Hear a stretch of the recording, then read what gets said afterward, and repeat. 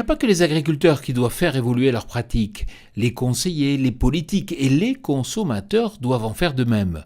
Pour réussir, ces mutations devront être synchrones.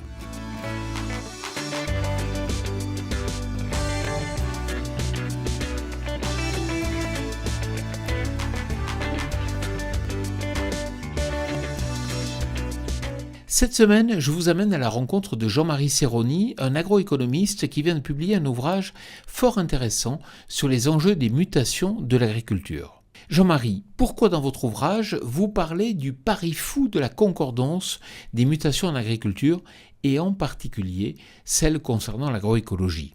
Nous allons vivre des mutations extrêmement importantes, on en a tous conscience, à la fois sur la question de la santé publique, de notre alimentation, et en même temps sur la protection de la planète, donc la santé de l'homme et de la planète, avec cette idée d'arriver à une neutralité carbone en 2050. Pour le monde agricole, c'est une évolution qui, de mon point de vue, sera plus importante et surtout plus rapide que la révolution silencieuse des années 60. Mais pour réussir cette transition, comme les autres transitions, nous faisons un pari et que nous devons absolument gagner, de faire bouger en même temps la politique publique, on ne peut pas continuer avec la politique qu'on a actuellement, les techniques et les pratiques agricoles pour une agriculture utilisant moins d'intrants, moins d'énergie, moins d'engrais, moins de produits, sans les interdire, des consommateurs qui devront accepter de changer leur comportement d'achat par rapport à ces produits et qui devront aussi évoluer dans leur régime alimentaire. Nous consommons aujourd'hui 2/3 de protéines d'origine animale. Les préconisations, c'est en gros un équilibre moitié-moitié. Donc, c'est une évolution pour les consommateurs, pour les agriculteurs.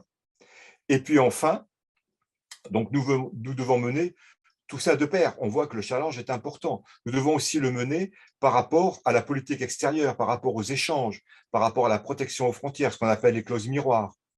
Et enfin, tout ça ne va pas se faire tout seul.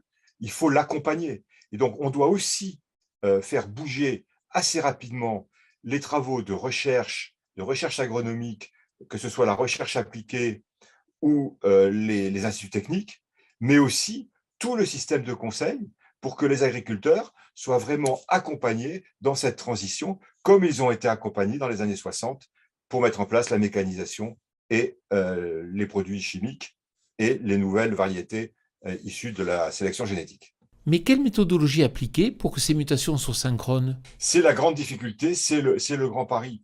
Le changement, tout le monde est pour, mais pour les autres, et les changements sont d'autant plus difficiles qu'ils sont rapides.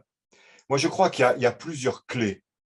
Il faut d'abord faire preuve de pédagogie et de transparence, dire la vérité en permanence, faire comprendre. Plusieurs exemples très rapides. Sur la génétique, aujourd'hui, tout le monde est dans des fantasmes dans nos concitoyens. Or, l'évolution vers moins de chimie va aller de pair avec l'acceptation d'une accélération du progrès génétique et donc de nouvelles façons de faire. La recherche va sans doute se faire autrement, de manière beaucoup plus coopérative, participative. Donc, il faut faire preuve de pédagogie, il faut expliquer. Vous dites qu'il faut réformer le développement agricole? Je pense effectivement que l'accompagnement des agriculteurs aujourd'hui n'a plus l'efficacité et l'efficience qu'il avait il y a encore 20 ans.